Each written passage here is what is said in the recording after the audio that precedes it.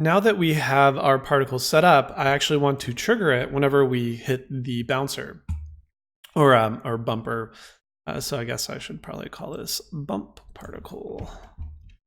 Okay, so once you have this set up, first thing, this is where your particle is going to emit, right? So I want that to be inside of the bumper, and then I want to make it a child of the bumper. So this is where my script is up here on my bumper object. And now when I move it around, my particle is just hidden inside there as a separate object. I like to keep it as a separate object just so I have more control. And you can actually reset the position of these transforms if you want it to be perfectly in the center. You can reset this here too. That doesn't really matter. Just make sure that when you hit play, it's doing the effect you want. Okay, so now we're going to adjust the script now that our bump particle is a child object of this. So if I open this up, you'll see our bumper script. And just as a reminder, this is our bounce amount. On trigger enter, if it is the player, if the object entering it with a rigid body and a collider has the player tag, we want to get a reference. Well, we want to search and get a reference to a rigid body. And if it does have one, we want to reset the speed. So this is just this is reversing the velocity on the player, and then you're calculating it, and then you're actually adding that to her.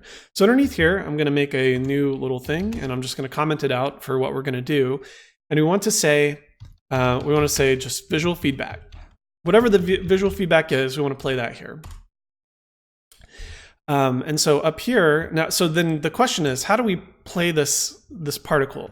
What we want to do is from this script right here, we want to reference to the particle, and then we can play it through a play function that's on the particle component. So this is where our script is, right? It's right here. And we want to reference to this particle system component so that we can say play. And the equivalent of pressing this play button through code. To do that, I'm going to expose a reference. And remember, if we want to show something inside of the inspector, want to do serialized field of type particle system.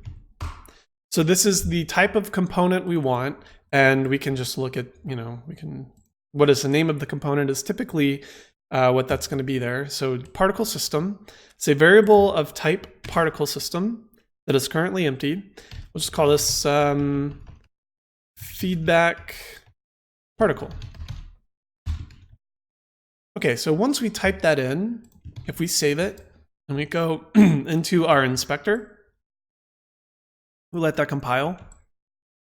We go to our script, you'll see that because we added the serialized field, we now have an empty box. So this is our empty container, our empty variable, which we can say, which particle system are you looking for in the scene? And as a designer, I'm just going to say, oh, well, it's the child object. So I'm just going to click and hold and drag this child object into the feedback particle. And you'll see because it did find a feedback particle, it's going to accept that. So now that we have this, we were previously saying this is an empty container of type particle, but we filled it in the inspector. Once we've taken that step, we can now go down here and under our visual feedback, and we can type in feedback particle, right? Make sure that you name it whatever the name of the container that we declared up top. So feedback particle dot play. If you do dot play, then you're saying I want to play that particle. And which particle? It's the one that we dragged in here. So this is all running through our script now. So in our script, we're saying when the player enters, this particle right here that we designated, we want to play. And then that's all determined from our setup that we previously did, right? So we should see that. So let's try that. Make sure you save your script, save your level, hit play. And cool. So now that we hit our bumper, we see our particle. Now we still want our sound effect too, which we'll do in the next videos.